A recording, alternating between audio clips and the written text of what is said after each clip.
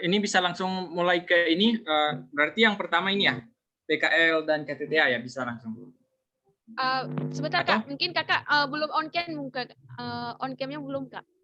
Oh ya, tapi ini sepertinya saya kalau kasih materi sebentar nanti saya matiin ini ya kamera, soalnya jaringannya agak susah kalau Oh iya, bisa on Kak. camnya terus. Ini kita sapa-sapa sama teman-teman dulu.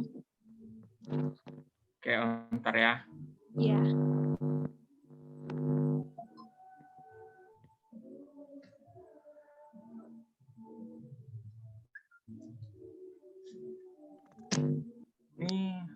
Nah, udah terlihat belum? Ini sorry ya, pakai ini soalnya ada tamu di ini. Oh iya, oke, siap. Nah, baik teman-teman semuanya, sekarang pemateri kita sudah hadir di hadapan kita semuanya. Nah, mungkin Kak Mario bisa sapa-sapa teman-temannya dulu sebelum kita mulai ke sesi materi kita, Kak.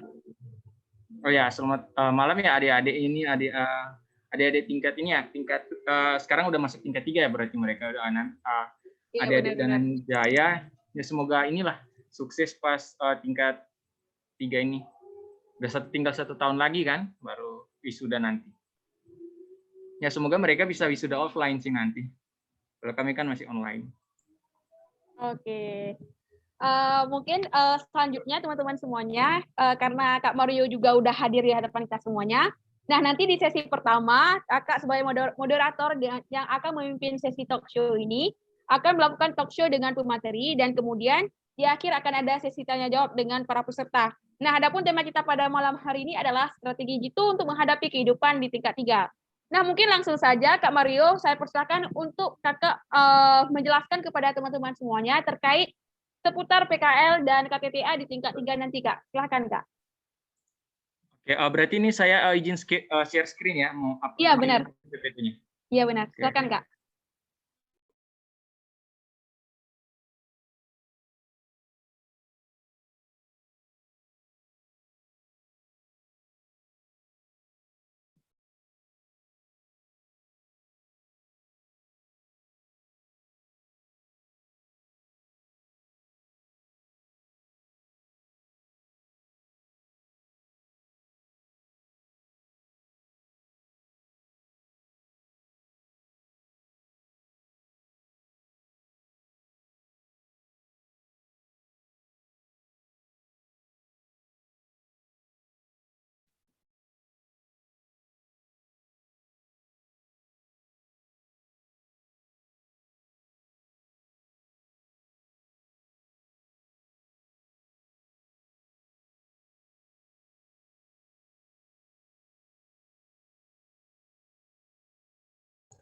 Nah, ini udah kelihatan belum ya, teman-teman? Oke, sudah. Udah ya? Oke, aman. Oke, aku mulai. Assalamualaikum warahmatullahi wabarakatuh. Selamat malam ya, teman-teman. Jadi kita mulai dari yang pertama ini, PKL ya, dari PKL dulu. Jadi apa itu PKL dan ngapain aja selama PKL, terus nanti bagaimana sih penilaian dari PKL itu sendiri. Jadi PKL ini kan sebenarnya kegiatan mahasiswa PK instan ya, berarti kita khususnya itu terjun langsung merasakan lingkungan kerja. Nah, lingkungan kerja yang ini dia bisa di Kementerian Keuangan, bisa non Kementerian Keuangan. Bahkan yang lalu itu ada yang sampai di ini loh, ada yang di Pemda, pemerintah daerah ya. Itu jadi emang terbuka luas ini untuk PKL ini, dan dia pelaksanaannya bisa offline, bisa juga online gitu. Ya walaupun lebih seru kalau offline sih, langsung kan. Kemudian lanjut ya. Nah ini dia ngapain aja sih selama PKL ini ya. Jadi oh ya, tambahan nanti di PKL ini yang 8 minggu ini nanti kita ada ini kalian nanti dapat ini kok, uang saku dia. Uang saku. Jadi dia uang sakunya itu nanti berarti ditotalin lebih banyak dari KKM kan. Karena lebih lama juga ini PKL. Oke. Nah, dia ngapain aja selama PKL itu? Yang pertama pekerjaan teknis itu ya misalnya disuruh bantu-bantu kayak kalau misalnya ini ya. Dulu kan ada kami walaupun akuntansi ada yang dapatnya di KPP ya. Di KPP. Nah, di KPP itu ada yang disuruh bantu untuk melayani WP, jadi nerima panggilan dari WP. Walaupun sebenarnya anak akuntansi, tapi karena PKL-nya di KPP, nah makanya dia apa istilahnya membantu inilah, ditugasi untuk melayani WP, walaupun ya tugasnya masih yang hal-hal dasar kayak gitu kan, belum sampai yang ribet. Gitu. Kemudian nah tugas yang kedua ini yang ini juga sering sih ya disuruh kayak bikin kopi atau misalnya disuruh fotokopi gitu, fotokopi, ngeprint, dan itu ya atau ngearsip. Nah, ada juga ngearsip. Nah, kalau kayak disuruh kayak gitu ya harus dilaksanakan sih, karena kan di PKL juga itu usahakan hubungan baik terjaga dengan pegawai-pegawai yang ada di sana. Karena kan kita kalau PKL itu istilahnya cuma numpang kan, numpang untuk melaksanakan tugas kegiatan gitu. Kemudian selanjutnya dia kadang ya PKL ini juga dia diajak terjun lapangan oleh pegawainya. Jadi kadang tapi kalau offline-nya berarti kalau offline ini dia kadang diajak keliling-keliling sih. Biasanya setelah kerja atau jam kerja juga ada sih. Biasanya kalau misalnya mereka dapat tugas lapangan, nah itu diajak ikut gitu. Biar apa namanya? Nah, ini aku kasih ini lagi. Ya. Nah ini. Nah, jadi diajak terjun lapangan juga ada ya. Kemudian kalau online ya semoga kalian offline sih, tapi kalau ada dapat yang online, biasanya online itu ya disuruh ikut webinar. Ikut webinar ini ya kadang kalau anak-anak PKN STAN ya dia jadi MC. Kalau nggak jadi MC ada yang jadi notulen. Jadi disuruh nyatat-nyatat selama ini webinar, atau kadang ada yang disuruh ini kita disuruh ikut supaya memahami materinya. Nah. Oh ya, yang kalau mau tanya silakan ya gitu. Jadi kalau aku dulu ya kebetulan aku online. Jadi ikut webinar itu ya cuma di ini sih disuruh memahami materi. Jadi disuruh memahami materi, waktu itu disuruh jadi notulen juga sempat sih. Jadi notulen baru nanti hasilnya dikirim ke ini ya, ke kantor kan, ke pegawai yang di situ. Nah, baru kemudian next. Nah, ini penilaian PKL ya. Ini kita ke penilaian PKL. Jadi penilaian PKL sendiri itu dia outputnya itu laporan PKL ya. Jadi laporan PKL ini 5-6 orang per laporan. Mungkin saran kepada teman-teman ya, teman-teman itu sebaiknya nyari tempat PKL yang ini, yang istilahnya lebih dari 1 orang, gitu. Karena dia mau buat laporan itu tapi biasanya PKL itu minimal 3 orang sih di tiap kantor, itu minimal itu. Jadi ya sepertinya soalnya dulu katingku yang angkatan 2017 dia sempat cuma seorang diri itu PKL-nya. Jadi buat laporannya seorang diri juga, jadi susah kan. Gitu. Nah, kalau kalian itu semoga ini ya dapatnya ya minimal 3 orang lah supaya mau membantu buat laporan PKL ini. Nah, kemudian habis laporan PKL, nah itu nanti ada presentasi ya. Jadi dipresentasikan ke pembimbing PKL istilahnya. Baru nanti habis presentasi itu kalian dikasih nilai. Nah, nilainya diinput di portal. Nah, nilainya itu dia ada syarat lulus ya. Jadi syarat lulus itu kalian harus dapat nilai minimal 70 untuk PKL. Ini 3 SKS berarti. Karena PKL kan 3 SKS. Jadi kalian harus dapat nilai 70 gitu. Baru nanti tapi ini yang buat penasaran itu nanti nilainya itu lama sih diumuminya. Kalau kami diumuminya di akhir semester 6. Gitu. Jadi saran nanti kalau selama PKL ya walaupun kalian mungkin masih agak jauh sih PKL-nya, tapi kalau selama kalian PKL nanti usahakan ini ya jangan bermasalah nama pembimbingnya ya, karena dia minimal kalian harus dapat nilai 70 dari pembimbing biar kalian lulus gitu. Ya umumnya sih dapatnya di ini sih 90-an sih.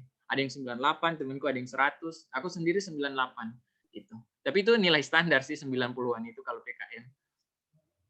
Kemudian, nah penilaian PKL sendiri ini kehadiran 20%, perilaku 30%, baru ada penugasan praktik 30% dan laporannya itu 10%-nya. Gitu. Nah, kemudian ada tambahannya ini ya, jadi PKL ini dia nanti akan ini sih, udah kalau di kami dia nanti udah ini bersentuhan dengan pembuatan KTTA. Jadi pas PKL itu sebaiknya kalian ini jadikan tempat PKL itu objek pengambilan data gitu. Jadi jadikan kalau misalnya contoh misalnya Oh ya, ini boleh aku langsung jawab nggak ini? Nanti Raul. saja di sesi tanya jawab aja. Oh, di sesi tanya jawab ya, berarti di akhirnya nanti aku jawab ya itu. Oke. Kemudian nanti lanjut ya. Jadi PKL ini teman-teman kan bisa jadikan objek pengambilan data ya. Gitu ya. Kalau misalnya dapatnya kayak di KTP enak. Datanya itu sebenarnya nggak cuma satu matkul loh, teman-teman. Contoh ya. Contoh misalnya kalian dapat penempatan di KPPN. Nah, KPPN itu dia penempat apa? Dapat PKL sorry. Dapat PKL-nya di KPPN. Nah, nanti itu data yang bisa kalian minta bisa berhubungan dengan matkul, misalnya hukum keuangan negara yang terkait ini kan, hukum keuangan negara atau akuntansi pemerintah terkait penerbitan apa namanya, terkait pembayaran ini, proses pembayaran gaji atau proses pembayaran belanja barang dan jasa gitu kan, itu boleh. Atau minta data terkait mungkin di KPPN ya, terkait ini misalnya bagaimana mereka mengelola aset gitu. Jadi kan tiap kantor itu pasti ada aset kan. Barang milik negara. Nah, itu bagaimana mereka dikelola bisa minta datanya gitu. Biasanya sih dikasih ya kalau kalian baik-baik gitu dan apa namanya formal ya mintanya. Jadi nggak jadi harus ada surat gitu, harus ada surat resmi terus minta ke sana. Nah, biasanya dikasih kok. Gitu ya. Tapi nggak harus ini ya. Kalau objek KTTA itu nggak harus tempat PKL sih, cuman bagusnya tempat PKL biar barengan gitu.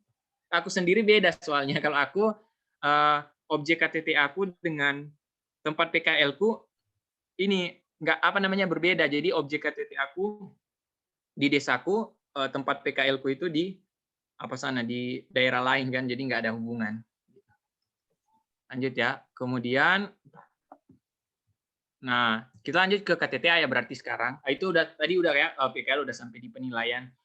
Sekarang di KTTA ini dia pertama apa itu KTTA, bagaimana penyusunannya, kemudian bagaimana ini ya penilaian KTTA itu sendiri. Nah, oh ya, untuk KTTA ini mungkin teman-teman udah baca ya pengumumannya yang di ini, pengumuman di KTTA yang apa namanya kelulusan itu. Jadi dia kan di KTTA kebetulan kalau di akuntansi syukur ya semuanya bisa lulus semua gitu, semuanya bisa lulus. Cuman ya kita berbelasungkawa karena teman-teman di jurusan lain ada yang KTTA-nya tidak lulus ya, tidak ini. Gitu. Tapi semoga kalian nanti lulus semua gitu KTTA. Nah, KTTA ini karya tulis yang dibuat mahasiswa atau mahasiswi ya, sebagai syarat lulus dari D3. Nah, kan kalau apa namanya, kalau misalnya D1 kan dia nggak buat ya, kalau D3 dia buat KTTA, kalau D4 dia buat skripsi gitu. Lanjut ya. Ya, semua pertanyaan nanti tulis saja, nanti aku jawab di akhir ya, di sesi tanya jawab. Kemudian, nah ini terkait bidang KTTA Diploma 3 Akuntansi ya, kita berarti ya. Ada akuntansi keuangan, ini paling banyak sih akuntansi keuangan. Akuntansi keuangan, ada hukum keuangan negara. Aku hukum keuangan negara aku ambilnya. Baru ada pajak ya, pajak. Baru ada sistem informasi akuntansi. Ini SIA ini termasuk sedikit sih yang ambil karena sedikit kan peminatnya yang terkait SIA ini. Matkul unik kan dia. Baru ada akuntansi biaya. Baru ada audit. Nah, ini audit juga ini yang termasuk ini sih, apa namanya? Audit dengan akuntansi biaya ini nanti ada potensi ketemu sama ini sih. Apa namanya? Biasanya dosen yang ini cukup objektif kalau di akuntansi biaya dengan audit. Baru ada akuntansi pemerintah, gitu ya. Baru, lanjut ya.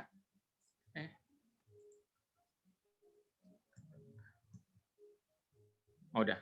Tuh, baru lanjut. Nah ini, bagaimana sih pertimbangan pemilihan KTTA ya, bidang KTTA? Yang pertama ada dua ya. Yang pertama, penguasaan terhadap materi, dan yang kedua ketersediaan data. Jadi kalian itu pas milih KTTA nanti, jadi kalian akan disuruh milih kok nanti, disuruh milih apa namanya KTTA, walaupun nggak pasti. Misalnya kalian milih ya, oh aku milih misalnya pajak, itu belum pasti kalian akan diterima di pajak KTTA-nya, bidangnya kan. Tapi ya kemungkinan besar sama karena pengalaman dari kami kayak gitu juga sih, 80% lah gitu. Nah jadi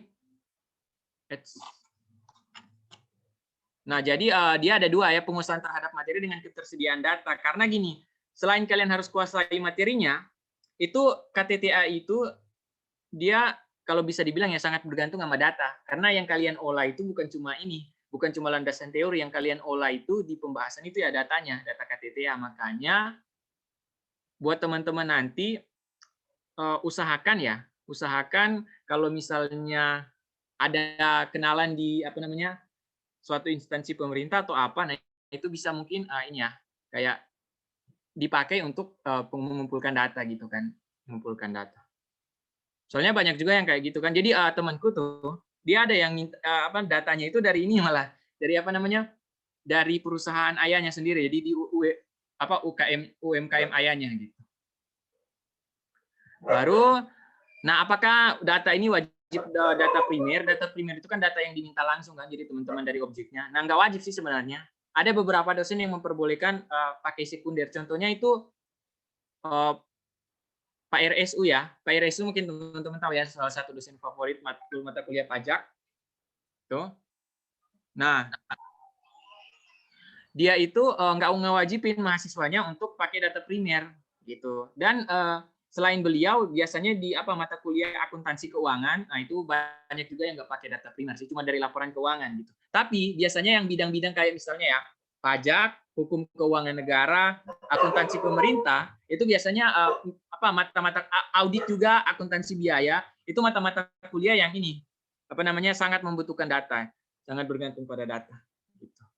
Jadi ya usahakan kalau kataku gini sih, kalau kataku usahakan kalian bisa dapat objek dan data primer, tapi kalaupun enggak, itu diskusi sama dosen.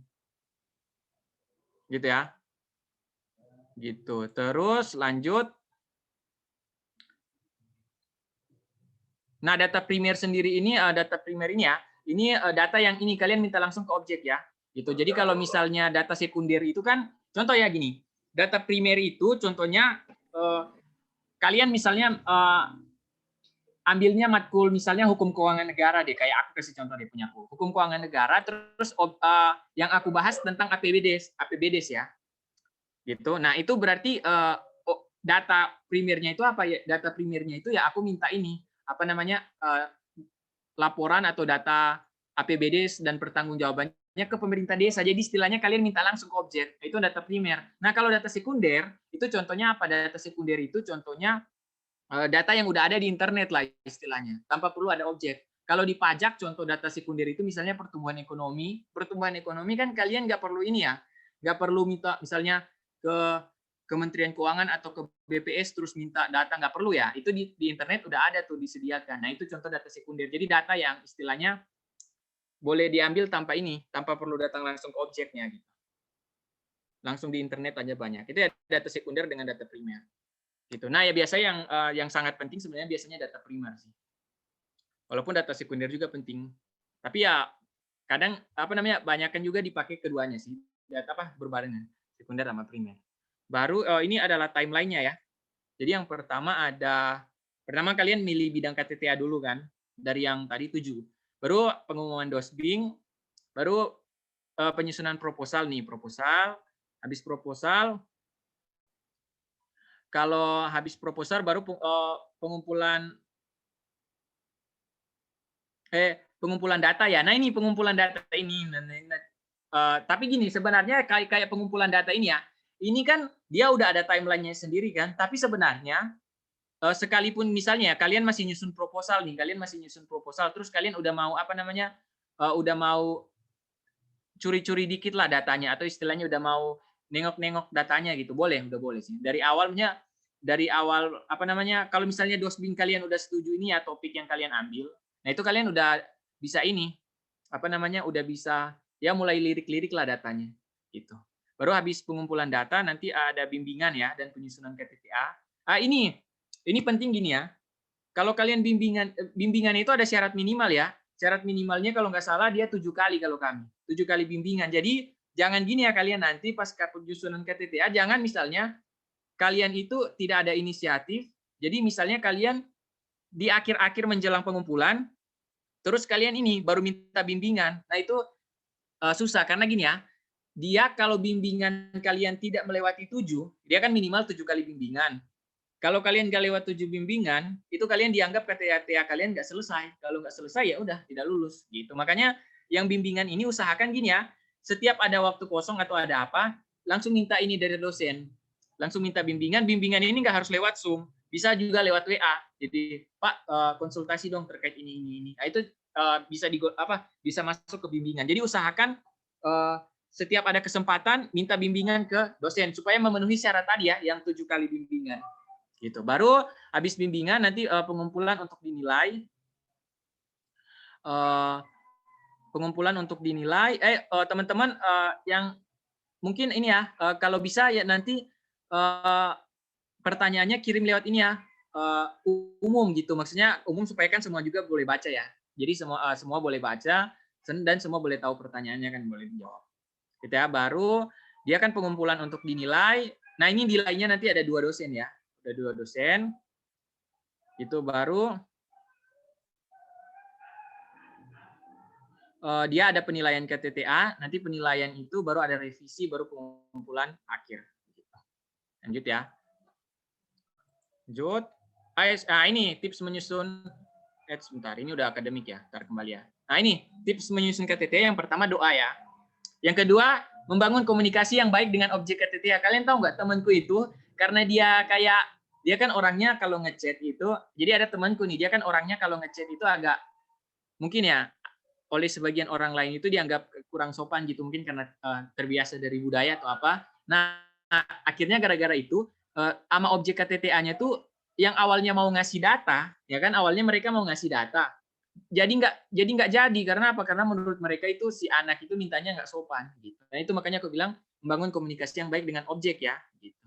Jadi pas minta data itu usahakan sopan, bilang, "Pak, kalau berkenan saya mau menjadikan kantor ini atau tempat ini sebagai objek, mau minta data begini-begini, apakah diperbolehkan?" Kayak gitu. Jadi intinya sopan lah gitu. Dan harus ada kirim surat resmi ya. Itu baru dia selain dengan objek, dengan dosen juga dong gitu. Karena ya istilahnya kalau kalian bermasalah juga dengan dosen pembimbing ya, beliau yang nanti yang mau nilai kalian loh gitu, yang mau nilai kalian beliau yang mau nilai kalian. Jadi kalau kalian bermasalah dengan dosen pembimbing ya susah juga. Nah, takutnya kan nilainya nanti dapat rendah kan karena sikapnya juga nggak bagus gitu. Baru habis itu baca KTTA milik cutting yang topiknya mirip ya gitu. Jadi ini sangat membantu sih. Jadi aku kan kebetulan nyusun tentang ABPDes, aku nemu di drive-nya cutting itu ada 2 KTTA yang topiknya mirip sama aku gitu. Mirip, nggak sama sih, cuma mirip, objeknya juga beda gitu ya, tapi mirip. Nah, itu aku baca-baca. Jadi aku baca-baca, kira-kira nanti alurnya kayak gini nih, kayak gini, alur-alur kayak gini, akhirnya ya berhasil selesai KTTA. Itu ya. Jadi nanti kan kalau kalian bingung pas penyusunan KTTA, Kak, itu gimana ya mau mulainya, misalnya, Kak, gimana ya mau mulainya, nanti teorinya, pembahasannya kayak gimana, kayak gitu kan. Nah, itu mulainya bisa dari baca KTTA milik cutting yang topiknya mirip gitu. Jadi nggak harus kalian cari-cari sampai di sumber-sumber yang terlalu jauh, yang ini aja, yang dari tahun-tahun sebelumnya aja bisa dilihat, gitu kan. Baru jangan kerjain mepet-mepet. Ini benar sih. Ini bukan cuma di KTTA sih, sebenarnya di tugas juga kayak gitu. Baru harus ada inisiatif, ini yang aku bilang ya, nggak boleh stuck atau dia pasrah ya, gitu. Baru jangan takut revisi, gitu. Jangan takut. Aku itu aku dulu itu sampai berapa ya file revisi? Pokoknya banyak banget, gila. Itu aku revisi yang KTTA aku itu ada berapa kali? KTTA revisi pernah dicoret di ini kan, pakai PDF kan, terus dicoret, disuruh hapus yang ini, ganti yang ini gitu. Ya, tapi dilaksanakan lagi itu semua yang dosen pembimbing minta. Akhirnya bisa selesai. Gitu sih kayaknya untuk KTTA dan PKL gini ya. Berarti Oke. jadi ya.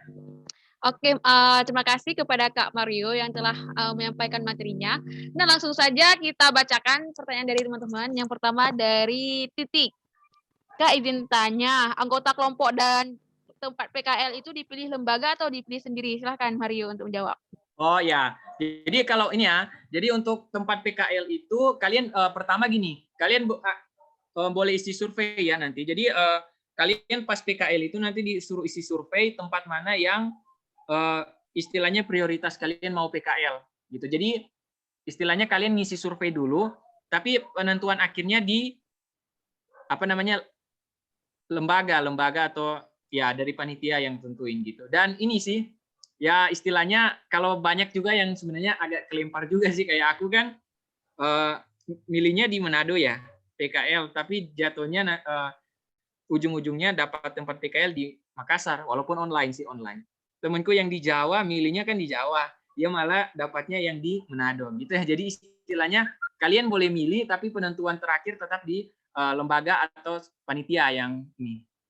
Termasuk dengan anggotanya. Kalau anggotanya itu nggak boleh milih ya siapa-siapa yang sama, cuma boleh milih itu kantornya. Tapi nggak 100% kalian pilih juga pasti di situ, nggak. Banyak yang kelempar sih. Gitu sih. Terjawab nggak? Oh, sepertinya terjawab. Nah, langsung saja ya kita next ke pertanyaan selanjutnya. Selanjutnya adalah dari Raul. Pertanyaannya adalah PKL sama KTTA itu dihitung ke IP semester juga ya, Kak? Oh, jadi kalau PKL sama KTTA dia masuknya ke ini ya, ke IPK ya. Jadi bukan IP semester 6, bukan IP semester 6, dia biasanya kan semester 6 ya.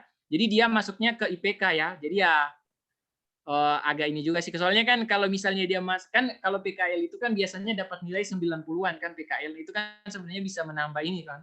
Bisa menambah kalau masuk ke IP semester 6 kan bagus, cuman aturannya dia ini ya, PKL dengan IPK dia tidak masuk ke IP semester 6, tapi dia masuk ke perhitungan IPK.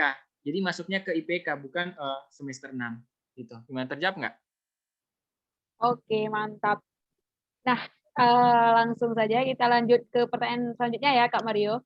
Nah, pertanyaannya adalah kalau berdasarkan pengalaman yang tidak lulus KTTA, itu karena apa ya, Kak? Silakan, Kak. Oh, yang nggak lulus ya. Jadi Ya. yang pertama dia tidak selesai kan? Tidak selesai itu karena apa? Karena pertama bisa dia bimbingannya kurang dari 7. Makanya aku ingatin dari awal-awal tadi kan bimbingan itu ya sebisa mungkin kalau ada waktu langsung laksanain gitu ya. Jadi pertama nggak selesai itu karena bimbingannya kurang dari 7. Kedua, nggak selesai karena nggak dapat data. Jadi misalnya dosen pembimbingnya ngewajibin data primer, harus ada objek kan, tapi dia udah kemana-mana nggak nemu objek, nggak nemu ini, akhirnya nggak selesai, ya kan gitu. Atau yang kedua, itu kan yang pertama tadi ya, yang pertama karena dia apa namanya nggak selesai, bisa karena bimbingan atau data. Baru yang kedua ada karena nilai sih, ya nilai itu ya mungkin ya menurut dosen. Makanya gini, kalian kalau dapat revisi itu dikerjain gitu. Kenapa? Karena nanti supaya nilainya juga itu bagus gitu. Karena kan kalau direvisi artinya semakin banyak direvisi maka semakin menuju ini kan, semakin menuju kesempurnaan kan, walaupun ya nggak 100% sempurna, tapi ya semakin banyak revisinya maka semakin banyak lah yang disempurnain gitu. Nah makanya kalau ada revisi dilaksanakan biar nilainya juga di atas ini. Kalau nggak salah ya nilainya itu dia minimal ini ya 56 ya gitu untuk apa namanya KTTA kan. Kalau PKL 70 ya, PKL 70, kalau KTTA 56 apa enggak, 56 itu per ini, sorry, 56 itu per dosbing, tapi rata-ratanya harus 70 gitu untuk nilai gitu. Oke. Nah, selanjutnya ada pertanyaan dari Semangat. Kak, kan kita buat proposal semester 5 terus langsung milih objek nggak? Kalau iya, gimana bisa buat tempat PKL sebagai objek? Kan PKL-nya libur UAS semester 5. Silahkan. Oh ya, jadi sebenarnya apa namanya waktu kalian proposal itu udah nentuin objek ya, benar. Karena kalau aku juga dulu waktu proposal udah nentuin objek sih, udah diminta objek. Nah kalau misalnya kalau perihal gini, waktu kalian walaupun misalnya libur itu bukan berarti kalian nggak bisa nanya-nanya ke ini pegawainya di sana. Jadi waktu kalian milih proposal itu nggak gini ya loh. Waktu kalian apa namanya nyusun proposal itu nggak harus datanya udah ada, nggak harus datanya udah ada ya. Tapi kalian bisa ini dulu minta kayak konfirmasi dulu gitu, tanya-tanya. Jadi misalnya contoh gini ya, kalian objeknya misalnya KPP, misalnya bidangnya pajak kan. Nah kalian bisa nanya-nanya, Pak kira-kira boleh nggak tempat ini dijadikan objek KTTA? Nah gitu. Jadi istilahnya nanya-nanya dulu pendahuluan. Kalau dia bilang boleh ya udah boleh-boleh. Jadi nggak ini ya, pas penyusunan proposal itu datanya nggak harus ada, nggak harus langsung ada. Tapi yang pasti itu ya kalian bisa ini dulu ya, tanya-tanya dikit lah kalau boleh apa enggak mau dijadiin objek gitu ya. Oke, siap, Kak. Nah, selanjutnya ada pertanyaan dari Bismillah. Kak, kalau konsul biasa tapi nggak bilang itu bimbingan ke dosen, cuman nanya biasa itu bisa dihitung bimbingan nggak, Kak? Silakan, Kak. Oh ya, gini. Jadi bimbingan itu kan nggak harus lewat Zoom. Bimbingan itu lewat WA boleh. Jadi kalian nanya-nanya ke lewat WA, nanya-nanya lewat WA itu masuk bimbingan kok. Aku dulu waktu nanya-nanya ke dosenku lewat WA, jadi nanya lewat WA ya ke dosenku, itu dijadiin bimbingan, boleh-boleh. Dan ditandatangani dosen kok. Gitu. Boleh. Jadi jawabannya boleh ya. Apa nanya-nanya lewat WA atau nanya-nanya langsung boleh. Oke, siap. Selanjutnya pertanyaan dari Titi lagi, Kak, terkait bidang matkul KTTA, apakah ada batasan orangnya? Apakah bisa terlempar tidak sesuai dengan pilihan? Silakan.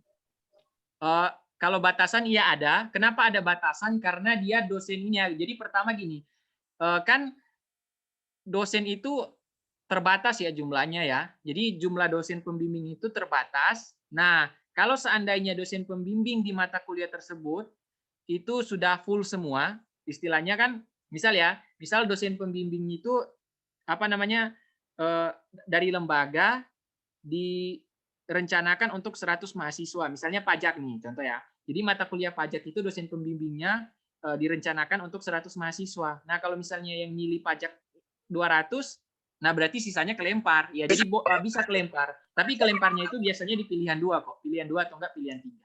Gitu. Gitu ya. Jadi jawabannya apa namanya? Jawabannya bisa kelempar tapi kelemparnya nggak jauh kok. Kelemparnya kalau bidang itu ke pilihan 2 atau pilihan 3 gitu. Udah ya, gitu. Lanjut. Oke, siap. Nah, mungkin langsung saja kita lanjut ke pertanyaan selanjutnya, karena ini banyak banget nih teman-teman yang bertanya terkait KTTA. Selanjutnya ada pertanyaan dari Titi lagi, yaitu ini nggak tahu Titi yang mana, yang jelas Titi, yaitu pertanyaannya adalah surat resmi yang dimaksud buat objek KTTA nanti dikasih dari lembaga, Kak, yang nilai KTTA kita dosbing atau dos penilai, Kak. Kalau misal ada beda pendapat antara dospen sama dosbing, bagaimana, Kak? Silakan Kak Mario untuk menjawab. Ya, jadi yang pertama surat yang pertama berarti dia 3 pertanyaan ya ini. Iya, benar, ada 3. Nah, jadi yang pertama surat resmi. Nah, jadi surat resminya itu dia dari ini kok, dari apa namanya? Nah, ini terkait surat resmi ini. Jadi surat resmi itu gini ya. Waktu kalian ngurus surat resmi untuk KTTA, itu enggak misalnya kalian urus hari itu juga ada enggak gitu. Jadi biasa kadang dia bahkan sampai 3-4 minggu baru terbit. Jadi usahakan kalau misalnya kalian udah disuruh ngurus surat resmi, disuruh ngisi link, biasa kan disuruh ngisi link, itu jangan ditunda-tunda gitu. Jadi kayak misalnya dari lembaga nih, mohon mahasiswa mengisi link berikut untuk penyusunan surat riset gitu atau surat pengantar dari kampus. Ya itu langsung diisi. Jadi jangan misalnya udah deket-deket deadline terus kalian baru isi, karena dia kalau kayak gitu nanti dia ini terlambat terbitnya surat. Kalau misalnya kalian ngisinya deadline, jadi udah selesai dulu baru suratnya terbitkan. Jadi dari awal usahakan udah ini ya, kalau disuruh ngisi link pembuatan surat diisi gitu. Kemudian yang kedua tadi dia nanya apa yang kedua? Terkait yang nilai KTTA itu dosbing atau dospen. Oh, nilainya 2 ya. Nilainya dosen pembimbing dengan dosen jadi dosen pembimbing 1 dengan dosen pembimbing nilainya itu ada 2, dosen pembimbing dengan dosen penilai 2 gitu. Jadi dosen pembimbing itu jadi dosen pembimbing itu disebut juga dosen penilai 1 gitu ya. Jadi dosen penilai 1 itu dosen pembimbing, dosen penilai 2 itu dosen dari ini, selain dari yang lain gitu. Jadi ada 2 ya, 2 dosen ya yang akan menilai KTTA kita. Gitu. Baru pertanyaan selanjutnya tadi kalau misalnya ada perbedaan pendapat, nah ini yang susah. Gini, kalau misalnya ada perbedaan pendapat antara dosen penilai 1 dengan dosen pembimbing atau penilai 1 kan, dengan dosen penilai 2, kalau ada perbedaan pendapat itu usahakan komunikasikan baik-baik, karena gini, kalian kalau misalnya cuma pilih salah satu, yang misalnya misal dosen pembimbing maunya A, dosen penilai 2 maunya B, terus kalian ikuti yang dosen pembimbing. Nah itu kalau dosen penilai 2 nggak mau tanda tangan gimana? Susah juga kan, dianggap nggak lulus kan gitu. Jadi kalau ada perbedaan pendapat kayak gitu, usahakan komunikasi sih, jadi bilang Pak ini ada perbedaan pendapat terkait revisi ini, kira-kira bagaimana ya jalan keluarnya gitu sih. Harus itu kalau gitu harus keduanya harus di ini sih, harus dikomunikasikan sih. Kalian nggak boleh pilih salah satu karena dua-duanya itu kita butuh tanda tangan mereka berdua. Ya gimana, terjawab nggak? Oke, siap. Terima kasih kepada Kak Mario. Nah, selanjutnya pertanyaan dari Titik lagi. Ini nggak tahu Titik yang mana lagi. Pertanyaannya adalah, Kak, izin bertanya, gimana sih cara buat memunculkan topik atau ide awal banget pas mau bikin KTTA atau bahkan pas mau milih matkulnya? Silakan Kak Mario. Oke, jadi kalau dari aku sendiri dulu ya, waktu memunculkan idenya itu sebenarnya dari ketersediaan data sih. Jadi dulu tuh pertama kan aku mau milih ini ya. Jadi dulu itu aku mau milih pertama awalnya audit kan. Aku mau milih ini bidang audit nih. Tapi aku berpikir gini, ini kalau audit nanti dapat datanya agak susah. Kalau aku dapat datanya susah. Kalau audit ya udah, aku apa ya yang kira-kira gampang kan dapat data. Nah terus aku berpikir, oh kebetulan apa namanya kepala desaku kan dia orangnya baik banget gitu, baik banget dan dia sangat apa namanya sangat ramah terhadap mahasiswa kan. Nah, aku berpikir oh kalau gitu aku ambil HKN aja, nanti ya bahasnya APBDes gitu. Karena datanya gampang juga karena apa namanya kepala desanya kan ramah baik. Ya udah akhirnya pilih HKN, dapat HKN kan dan ya datanya berhasil didapat sih dan selesai gitu, bisa selesai gitu ya. Jadi kalau dari aku sendiri gimana cara memunculkan ide, mungkin dimulai dari kalian harus berpikir kira-kira mata kuliah apa yang menurut kalian gampang ambil datanya. Contoh, kalau orang tua kalian atau saudara kalian ada yang kerja di UMKM, nah itu bisa tuh dijadiin jadi pertimbangan berarti ambil akuntansi biaya kan. Gitu. Akuntansi biaya kan biasanya UMKM gitu. Atau misalnya ada kalian apa namanya kenalan gitu yang kerja di misalnya di KPP atau apa gitu, orangnya baik kan, kooperatif, ya udah boleh kalau gitu mungkin pajak apa namanya mata bidang ininya karena kan apa ngambil datanya juga gampang kan jadinya gitu ya.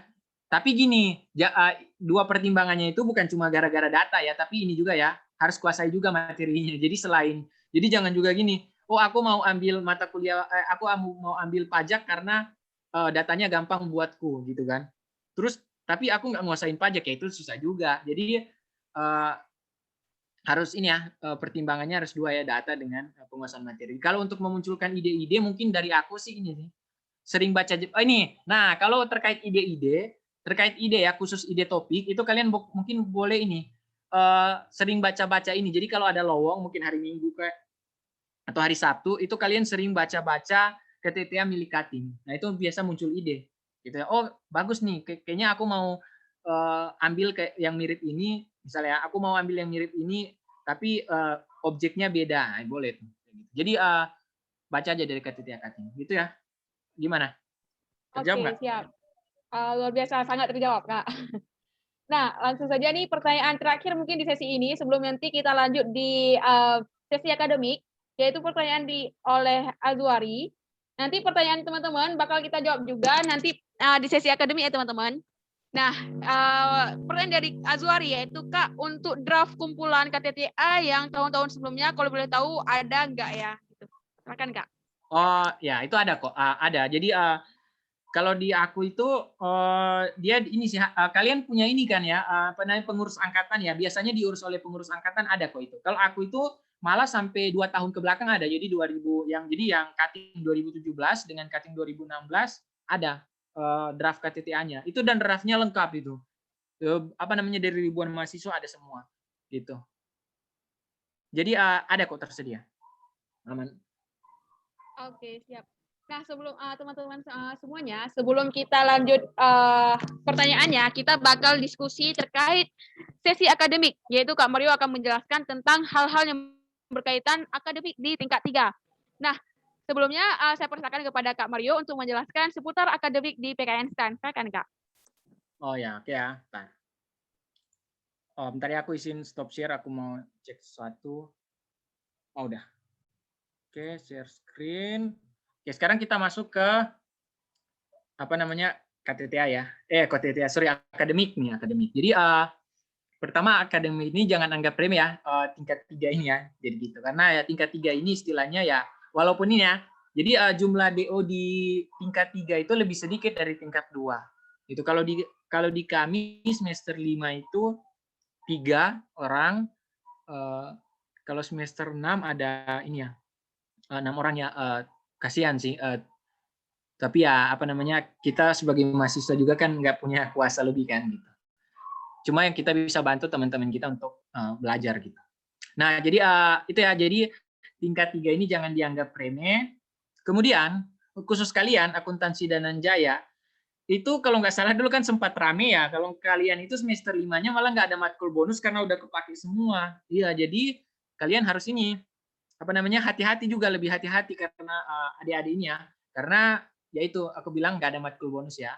Baru dia selama tingkat 3 itu usahakan fokus sih, fokus, maka bisa lewati kok. Dan ya berusaha perbaiki IP karena modal untuk penempatan. Ya kalaupun misalnya apa minimal inilah berusaha pertahankan IP kalian lah minimal agar tetap bisa lulus kan gitu. Kemudian ini ya,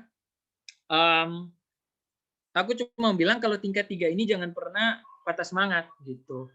Jadi temanku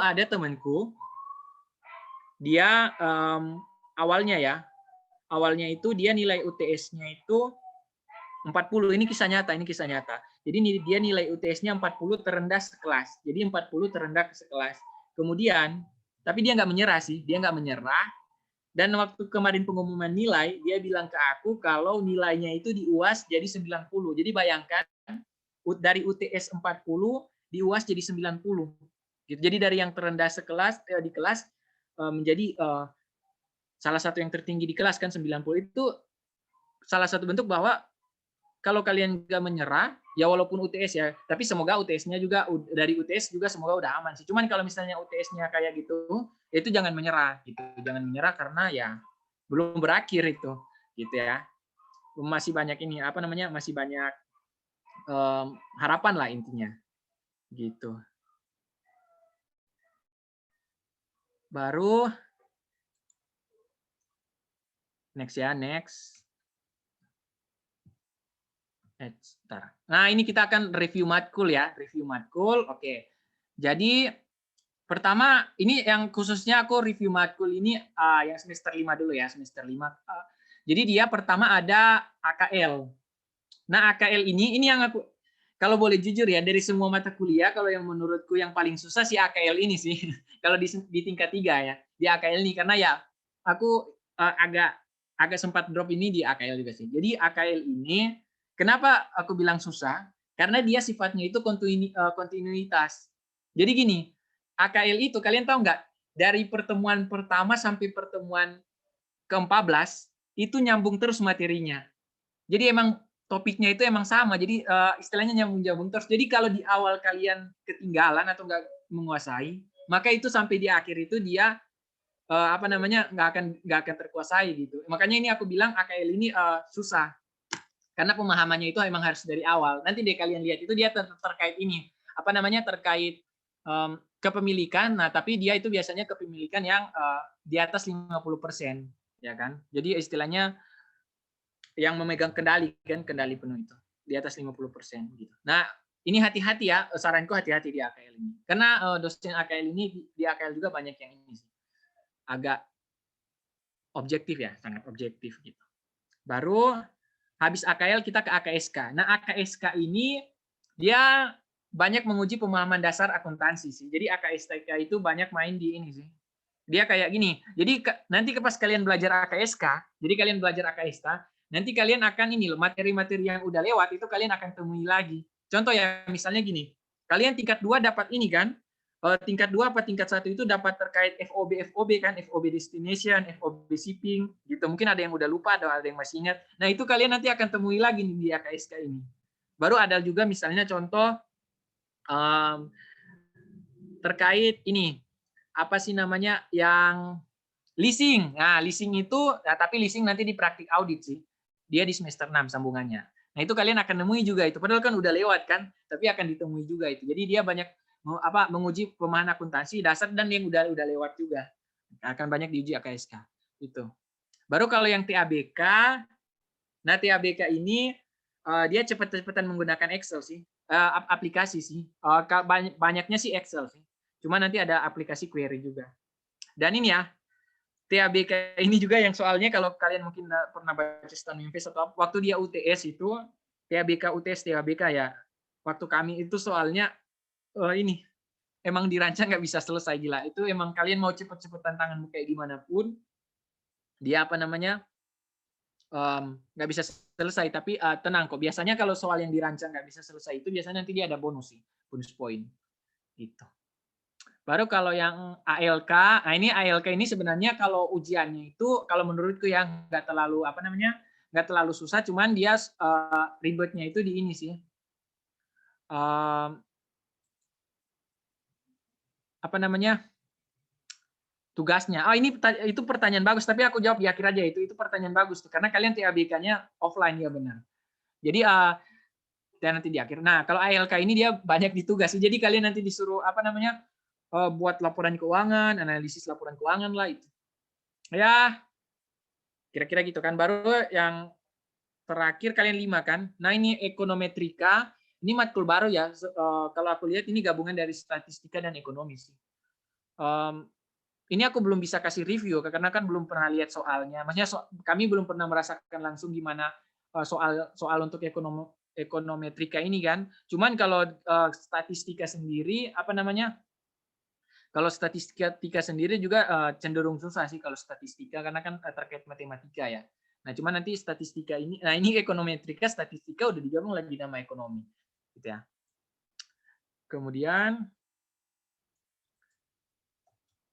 nah ini dosen dan ujian ya. Pertama, kalau aku bilang ya, jadi di tingkat 3 itu, pertama kan istilahnya kalau mereka bilang itu apa namanya tingkat 2 itu kan masa-masa istilahnya paling berat kan.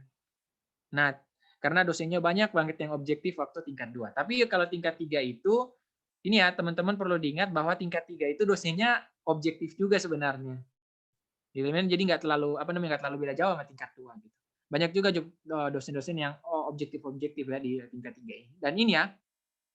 Jadi yang pertama kalau pas di Zoom itu jangan sampai kalian ini ya diamin atau ngecengin dosen gitu. Aku ya contoh ya, kan aku sering nanya ya di kelas kan.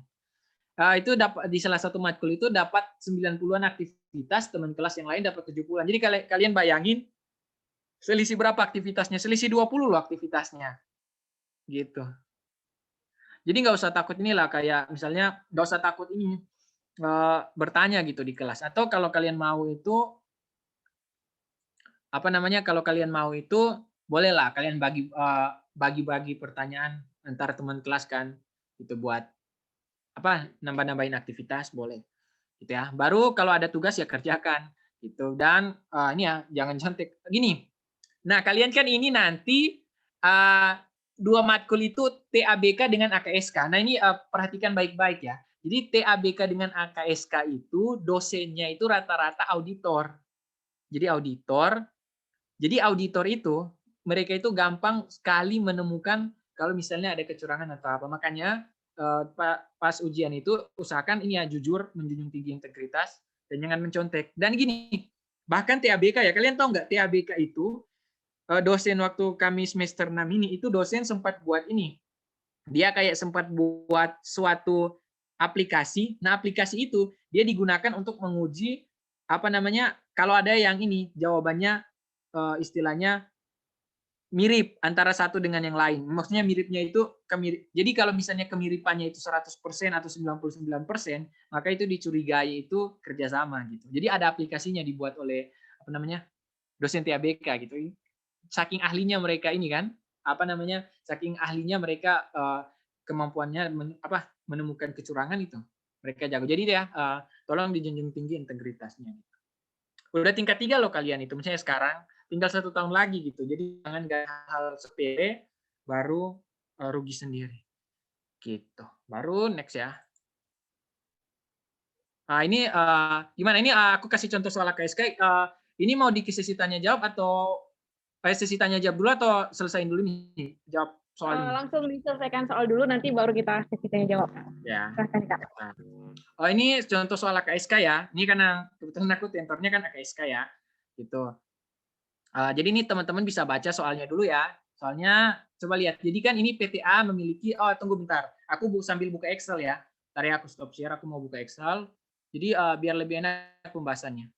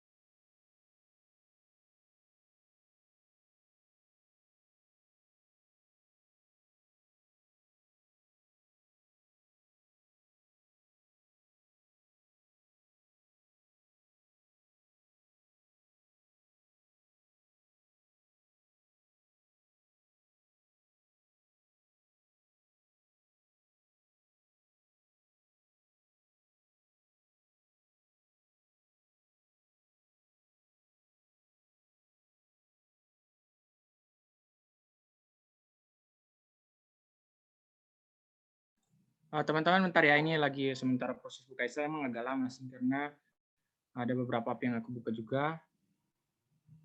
Ini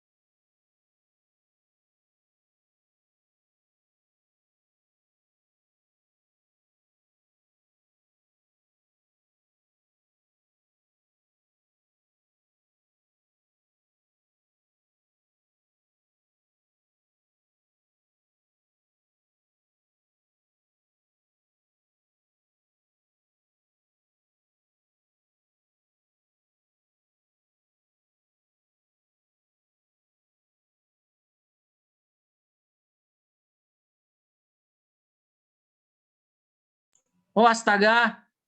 Astaga, sorry. Dia masih di mute ya? Iya benar Kak. Astaga, sorry. Aku nggak kini pentasan ini. Oke, ulang ya. Jadi, aku ulang ya. Jadi kan PTA memiliki kebijakan akuntansi FOB destination untuk penjualan dan FOB shipping untuk pembelian. Nah, pencatatan persediaan adalah perpetual kan. Gitu. Jadi gini teman-teman, pertama dalam audit itu kita harus pahami kebijakan akuntansi dari klien. Oke. Kita pahami kebijakan akuntansi yang ini tahap paling pertama. Nah, di soal ini dia penjualannya itu FOB destination, ini penjualannya FOB destination, ya. Pembeliannya itu FOB shipping. Pembeliannya itu FOB shipping, ya kan? Nah, ini pencatatannya itu dia adalah perpetual. Catatannya perpetual. Ya, jadi penjualan FOB destination, pembelian FOB shipping, dan catatannya perpetual kan. Jadi pahami kebijakan akuntansi, oke kita udah pahami kan ini. Itu. Baru kedua kita menganalisis soalnya. Coba lihat. Di soalnya dia bilang kan PTA membeli persediaan dari PTB 25 Desember 2021.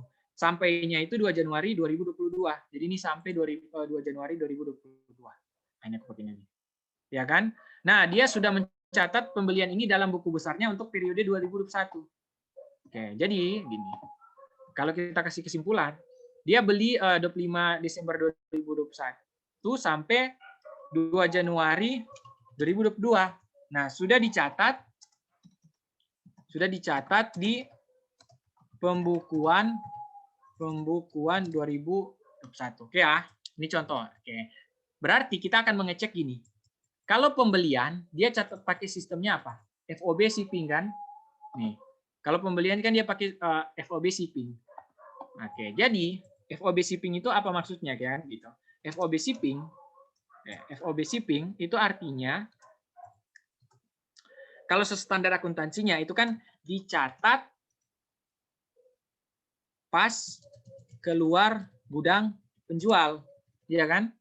Penjual. Artinya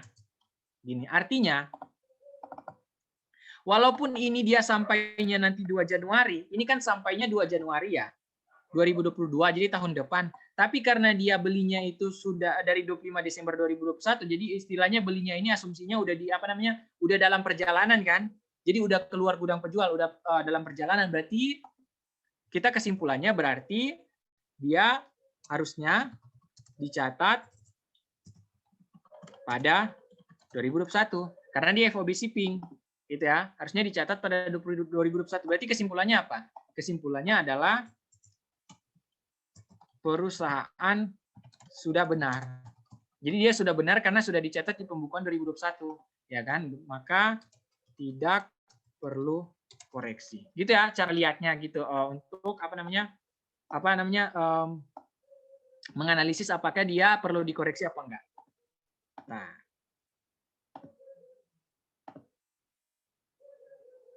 ini lagi bahas ini ya, lagi bahas salah satu soal ini.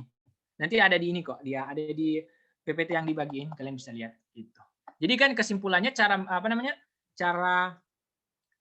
mengetahui apakah perlu dikoreksi apa enggak begini kan. Jadi bandingkan standar akuntansi. Jadi standar akuntansi dengan catatan perusahaan. Nah, ini untuk apa? Ini untuk mengetahui apakah ada koreksi atau enggak. Nah, kalau di soal ini kan kebetulan dia nggak ada koreksi karena udah catatan akuntansi si perusahaan itu kan ini sudah dicatat di 2021, sementara standar akuntansinya harusnya dicatat pada 2021. Berarti udah sama kan mereka? Ini udah sama ya, makanya dia nggak perlu koreksi. Gitu. Nah, sekarang coba kita yang soal di bawahnya. Jadi soal di bawahnya, ya, dia PTA menjual persediaan. Nah, kali ini dia menjual ke PTC pada 30 Desember 2021 sampainya 3 Januari. Jadi PTA jual ke PTC kan, dia jual. Kalau jual itu, nah tadi dia kan bilangnya jualnya itu 30 Des 21 sampai 3 Jan 22 kan. Ini kan. Jadi jualnya 31 Desember 2021, sampainya 3 Januari 2022. Nah, ini juga sudah dicatat penjualan di periode 2021. Oke, jadi ini sudah dicatat di buku perusahaan ya. 2021. Sekarang kita lihat, kalau dia penjualan, dia kan tadi penjualan itu kebijakannya FOB destination. Iya kan? FOB destination. Kan kalau penjualan FOB destination yang kebijakan perusahaan, berarti FOB destination apa? Harusnya dicatat pas sampai ke customer gitu. Nah, jadi kesimpulannya karena dia sampainya itu nanti 2022, dia kan sampainya nanti 2022 kan? Harusnya harusnya dicatat 2022 juga gitu. Jadi coba lihat kan gini. Jadi kan dia harusnya sampainya itu kan nanti 2022 kan, sampai ke customer. Nah, berarti kan harusnya dicatat itu nanti 2022, tapi perusahaan sudah mencatat pada 2021. Berarti kesimpulannya apa? Kesimpulannya perusahaan salah, maka perlu koreksi.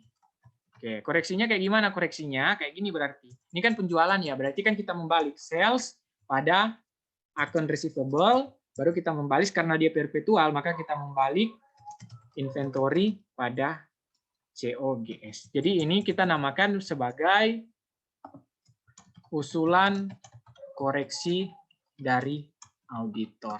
Nah, gini, gitu sih sebenarnya. Ini kebetulan belum ada nilainya dulu kan ini. Ya. Nah. Ya, mirip benar-benar ini mirip materi error di AKM, benar. Jadi ini benar itu ya. Jadi ini mirip materi error di AKM. Benar, ini AKSK itu emang ini kalau aku bilang itu malah AKSK itu materi intinya yang itu, materi error di AKM. Jadi kalian udah nggak akan asing lagi kan. Gitu ya. AKSK. Cuman AKSK itu nanti ketambahan nanti kalau bedanya dengan apa namanya? Bedanya dengan AKM apa? Kalau gitu, nanti bedanya itu nanti kalian selain ya. Jadi kalian selain buat koreksi, buat jurnal koreksi. Nah, nanti kalian akan buat kertas kerja audit. Nah, jadi kertas kerja audit itu nanti yang ini ya. Jadi nanti menurut klien baru ada nanti istilahnya pare. Pare itu koreksi atau reklasifikasinya baru nanti habis menurut klien baru ada menurut auditor atau ya per audit kita. Baru nanti kalian di ini juga ya. Bedanya juga nanti kalian akan disuruh buat kesimpulan ya. Jadi kan contoh kesimpulan itu kan contoh ya kesimpulan itu bahwa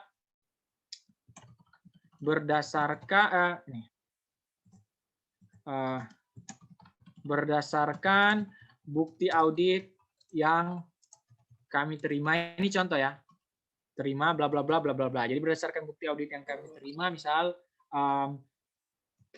catatan perusahaan memiliki kesalahan sehingga kami mengusulkan jurnal koreksi terlampir. Gitu sih contohnya. Oke, itu untuk ini contoh soal ya, AKSK. Itu. Nah, sekarang udah selesai nih. Itu soal udah selesai. Sekarang mungkin dijawab pertanyaan ya. Bagaimana? Oh ya, sebelumnya mungkin sebelum kita lanjut ke sesi tanya jawab dengan Kak Mario, nih udah banyak nih teman-teman yang ingin bertanya kepada Kak Mario. Nah, sebelumnya dari teman-teman tim Priority juga kepengen sharing-sharing nih sebentar doang dengan teman-teman. Nah, mungkin dipersilahkan kepada tim Priority yang ingin sharing-sharing dengan teman-teman. Mungkin sebelumnya Mario bisa stop share screen-nya. Stop share screen ya lo. Oke, udah aku udah. Iya. Oke, siap. Mantap. Terima kasih banyak. Nah, selanjutnya mungkin saya persilahkan kepada tim Priority yang ingin sharing-sharing dengan teman-teman tingkat 3 akuntansi. Silahkan.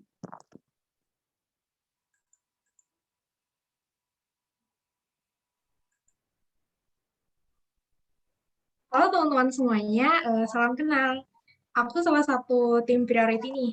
Nah, gimana sharing-sharingnya tadi bareng sama Kak Mario? Banyak banget kan hal-hal yang diceritain dan dibahas sama Kak Mario. Jadi dari apa yang kita dengar dari sharing-sharing Kak Mario tadi, di tingkat 3, at least kita teman-teman berhadapan dengan 3 hal ini, mulai dari sisi akademik, yaitu dari segi mata kuliah, lalu ada PKL, dan juga ada KTTA. Mungkin ada nih dari beberapa teman-teman yang udah ngebayangin kalau tingkat 3 itu nggak mudah. Pertama, kita lihat dari segi mata kuliahnya. Ada mata kuliah yang baru, terus matkul-matkul yang lebih padat dari yang udah pernah kita pelajari sebelumnya. Yang mana bagi beberapa cutting, matkul-matkul itu terbilang cukup kompleks. Belum lagi kita kedatangan yang namanya PKL dan juga KTTA. Hal ini tentu banget mengambil waktu teman-teman. Misalkan teman-teman yang sebelumnya sering jalan-jalan gitu sama keluarga atau sering Zoom-an bareng nih sama pacarnya. Nah, itu kan lumayan tuh untuk menyita waktunya. Nah, jadi dari ketiga hal itu, untuk membagi waktu itu sebenarnya diperlukan effort yang lebih teman-teman. Terlebih kalau misalkan teman-teman nggak biasa bagi waktunya. Nah, terus ada juga nih isu-isu baru, bahkan kemungkinannya cukup besar, kalau teman-teman ujiannya nanti tuh bakal offline. Kuliahnya online, tapi kuliahnya online, tapi ujiannya itu offline. Kemarin kan udah ada tuh survei yang diminta kita untuk memprioritaskan instansi-instansi tempat kita mau ujian. Terus juga karena ujiannya nanti bakal offline, teman-teman nggak bisa tuh kepikiran lagi sama yang namanya Control F untuk ujian. Jadi misalkan kita ada ujian untuk matkul A, kita nggak bisa tuh, oh nanti tinggal Control F aja. Nah itu tuh nggak bisa lagi teman-teman. Coba deh teman-teman bayangin gimana perkuliahan teman-teman nanti. Nggak usah jauh-jauh kok, cukup perkuliahan tingkat 3 misalkan di semester 5 atau mungkin awal semester 6. Yang mana dalam menjalani kuliah itu kita dibarengi sama matkul-matkul baru, PKL, dan juga KTTA. Teman-teman kebayang nggak kalau misalkan nanti teman-teman struggle nih nentuin judul KTTA, atau mungkin teman-teman struggle nentuin topik yang mau teman-teman angkat. Belum lagi ditambah kondisi saat ini yang lagi PJJ, yang mana bagi beberapa tempat itu mungkin bakal susah nih untuk ngambil data yang teman-teman perluin. Atau mungkin teman-teman ada bingung nih, bahkan sampai sedih ketika ngadepin matkul-matkul baru di tingkat 3. Teman-teman bakal gimana? Teman-teman bakal cerita ke siapa? Oke, mungkin teman-teman bakal cerita atau bisa cerita ke anak-anak kelasnya atau mungkin anak kos yang udah dekat. Tapi coba deh, kalau teman-teman struggle-nya terkait KTTA, teman-teman curhatnya sama anak-anak kelas. Oke, mungkin itu bakal bisa nih menenangkan teman-teman lebih sedikit. Tapi apakah teman-teman bisa mendapat insight baru? Itu kan nggak menjamin gitu. Kenapa? Karena sebenarnya teman-teman kelas atau anak-anak kelas itu kan sebenarnya masih seangkatan sama teman-teman. Yang mana sama-sama belum ada pengalaman nyusun KTTA. Belum lagi kalau misalkan kita misalkan punya temen nih yang agak tertutup, atau mungkin kita sendiri agak tertutup, yang mana kita sulit untuk cerita ke teman kita sendiri, atau terus juga kita nggak ada kenalan KTTA untuk kita mintain pendapat. Nah itu kan bakal susah tuh nanti, misalkan kita ada kendala apapun itu. Nah berangkat dari situ, Priority pingin nih bantu teman-teman supaya teman-teman bisa melewati dan mengatasi hal-hal tersebut. Misalkan teman-teman lagi bingung nih sama suatu matkul, terus teman-teman sekelas kalian juga bingung, atau mungkin teman-teman lagi belajar suatu materi baru dan teman-teman bingung. Terus teman-teman nggak enak nih kalau mau nanya ke anak kelas atau ke grup-grup yang teman-teman punya, karena teman-teman takut nih dicap ambis. Nah itu gimana? Itu kan agak nggak enak ya sebenarnya. Mungkin kalau aku pribadi dicap sebagai anak yang ambis itu mungkin udah lebih biasa, cuman masih ada perasaan nggak enaknya gitu. Cuma kan ya tiap orang berbeda, tapi kan ada yang kayak gitu kan, masih nggak enak nih dicap sebagai anak yang ambis. Maka dari itu, salah satu alternatif yang bisa teman-teman lakuin adalah konsultasi nih, atau tanya-tanya sama tutor priority yang udah berpengalaman di bidangnya. Terus case lain lagi nih, misalkan di tengah-tengah progres penyusunan KTTA teman-teman, ternyata teman-teman ada stuck nih, terus teman-teman memutuskan untuk ganti judul, dengan catatan udah ada waktu yang teman-teman korbanin ketika teman-teman bikin KTTA yang sebelumnya mau teman-teman ubah. Terus juga di sisi lain, deadline pengumpulannya itu juga makin dekat. Nah itu gimana? Pasti bingung banget kan? Kalau misalkan itu terjadi sama aku, jujur aku kayak bakal panik atau bakal bingung gitu sih, karena wah ini kan udah jalan, aku tiba-tiba ganti nih di tengah-tengah kan, pasti bingung, pasti ada bingungnya gitu kan. Nah maka menyikapi hal tersebut, teman-teman bisa nih sharing-sharing sama kakak tutor, yang mana hal tersebut bisa bantu nambah insight teman-teman ketika teman-teman ada struggle ketika nyusun KTTA. Kenapa aku bilang kayak gitu?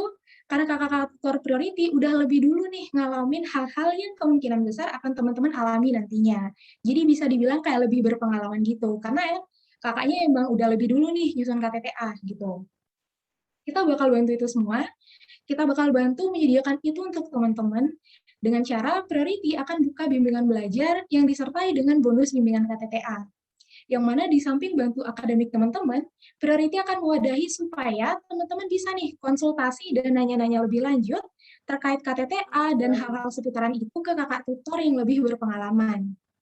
Teman-teman bisa dapat berbagai macam fasilitas untuk menunjang tingkat 3 teman-teman, seperti bimbingan belajar, konsultasi pelajaran dengan kakak tutor, dapetin tips dari kakak tutor gimana sih nyusun KTTA, nyusun bahasanya, dan mungkin bisa nanya-nanya juga terkait sama Turnitin dan hal-hal lainnya.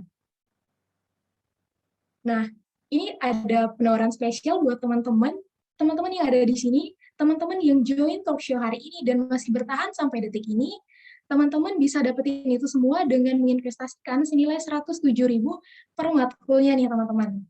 Jadi teman-teman bisa dapetin itu tanpa harus ikut syarat-syarat lain lagi.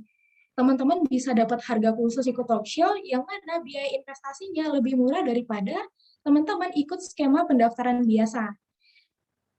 Tapi dengan hal itu bisa teman-teman dapetin, tapi dengan catatan teman-teman segera mengisi link pendaftaran yang akan dikirim di room chat Zoom dan juga di grup prodi teman-teman masing-masing.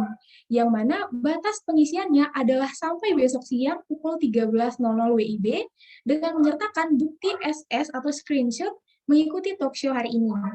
Untuk pembayarannya bisa dilakukan setelahnya teman-teman, tapi at least amankanlah slot kalian hari ini. Ayo teman-teman mungkin udah bisa nih langsung SS ikutan talk show hari ini. Kalau ada hal-hal yang ingin ditanyain, bisa ditanyakan ke grup atau bisa PC langsung ke admin yang ada di grup prodi teman-teman masing-masing.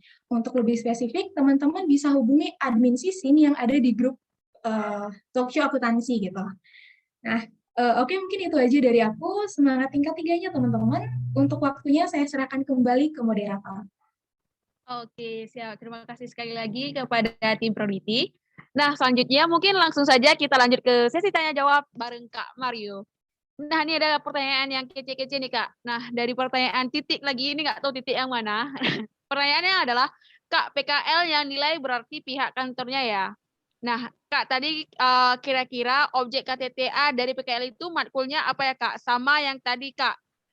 Semisal objek KTTA kita KPP niatnya biar semisal kita PKL di KPP jadi gampang ambil datanya, tapi ternyata waktu pengumuman tempat PKL bukan di KPP. Yang kita maksud solusinya gimana ya, Kak? Mending kita ganti objek KTTA dan dari proposal sesuai tempat KTTA sekarang atau tetap lanjut di KPP yang bukan tempat PKL kita. Jadi sekitar ada 4 pertanyaan ya dari si titik ini. Silakan Mario. Oke, izin jawab ya. Jadi yang pertama tadi pertanyaannya, kalau yang nilai PKL itu siapa? Yang nilai itu kantor ya? Kantor apa? Pembimbing dari kantor. Jadi yang nilai PKL itu pembimbing dari kantor. Biasanya 1 orang. Jadi 1 orang aja sih kalau untuk PKL. Itu kemudian pertanyaan yang terkait gimana kalau misalnya tadi ya yang di KPP terus ternyata dapatnya di tempat lain. Sebenarnya gini. Ya. Pertama, nggak wajib kok datanya harus di tempat PKL. Contohnya aku kan dataku nggak di tempat PKL tuh kan. Aku data KTT aku kan ambil dari desaku malah. Ya kan nggak ada hubungan sama tempat PKL tuh kan. Jadi nggak wajib. Kalau memang tidak memungkinkan di tempat PKL, ya udah nggak apa. Tapi kalau misalnya kalian contoh ya, tapi ini apa namanya? Sebenarnya kalau kalian dapat bidangnya misalnya bukan pajak sih. Kalau misalnya contoh kalian bidangnya akuntansi pemerintah deh. Bidang KTTA akuntansi pemerintah. Nah, itu misal ya, awalnya kalian PKL di KPP biar dapat misalnya data terkait pengelolaan aset di KPP kan. Akuntansi pemerintah kan itu. Terus kalian awalnya kan rencana gitu. Terus kalian dapatnya malah di ini, misalnya KPPN atau di instansi lain. Ya dia tetap boleh minta datanya karena pengelolaan aset itu ada di semua. di KPP ada, di KPN ada, ya gitu. Jadi kalau terkait kayak akuntansi pemerintah gitu, sekalipun jadi akuntansi pemerintah, hukum keuangan negara kayak gitu atau SIA, nah itu sekalipun kalian pindah apa namanya, pindah PKL-nya tidak sesuai dengan harapan kalian, instansinya beda, itu datanya tetap boleh ini kok, tetap boleh dapat di instansi baru karena dia matkul-matkul itu yang aku sebutin tadi ya, yang SIA, akuntansi pemerintah dengan HKN itu rata-rata ada di semua instansi. Jadi bukan cuma KPP, KPPN, bahkan non Kemenkeu dengan Pemda ada gitu. Nah, cuman kalau mata kuliah kayak pajak, nah itu yang memang spesifik di KPP sih. Kalau kayak pajak itu ya kalau nggak dapat PKL-nya nggak di KPP yang itu agak susah sih. Gitu. Kemudian apa ya pertanyaannya lagi? Nah, kemudian Kak, tadi kira-kira objek KTTA dan PKL itu matkulnya apa ya, Kak? Tadi kira-kira Oh, objek ya. objek KTTA dari apa? PKL dengan KPKNL ya tadi dia bilang. Iya. Apa? Oh Kak, ya, tadi itu kira-kira objek KTTA dari PKL itu matkulnya apa ya, Kak? Gitu. oh ya, kalau di yang paling umum sih kalau itu sih akuntansi pemerintah sih. Akuntansi pemerintah itu enaknya akuntansi pemerintah itu hampir di semua tempat PKL yang aku tadi bilang itu ada ininya, ada datanya. Jadi bahkan di Pemda, kalian dapat di PKL di Pemda nih. Dia ada loh akuntansi pemerintah, pemerintah daerah kan berarti. Sama hukum keuangan negara juga gitu. Sama SIA gitu kan proses kan nggak harus ini. Tapi kalau yang mata kuliah yang istilahnya datanya itu spesifik, artinya datanya itu eksklusif itu contohnya audit, audit dengan pajak. Jadi kalau audit itu ya harus cari di ini sih, di apa namanya, harus cari di misalnya inspektorat, di tempat yang memang instansi yang khusus audit datanya. Atau kalau audit itu, kalau kalian dapat dosennya, yaitu dosen legend, dia itu malah suruhnya di ini ya malah. Bukan di apa namanya, bukan di inspektorat atau instansi pemerintah, malah beliau itu kadang suruhnya di ini loh, di kantor akuntan publik. Nah itu juga lebih susah lagi, itu harus ke Jakarta berarti ambil datanya kan, atau malah harus lebih ribet kan itu kalau audit. Sama pajak sih, pajak itu datanya juga itu biasanya spesifik sih, nggak ada di semua instansi, cuma di beberapa instansi gitu. Oke.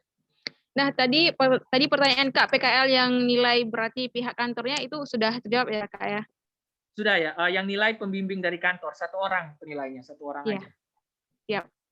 Nah, terus yang untuk jika KTTA-nya berbeda dengan tempat di PKL, apakah lebih baik diganti objeknya atau bagaimana? Nah, itu tadi apa namanya? Kalau dari aku kan tadi tergantung matkulnya juga ya, tergantung matkulnya sih. Kalau matkulnya apa namanya? Kalau matkulnya memungkinkan objeknya ya ganti aja. Tapi kalau matkulnya nggak memungkinkan untuk diganti, ya maksudnya kalau matkul kayak pajak kan nggak sembarangan ini kan instansi itu.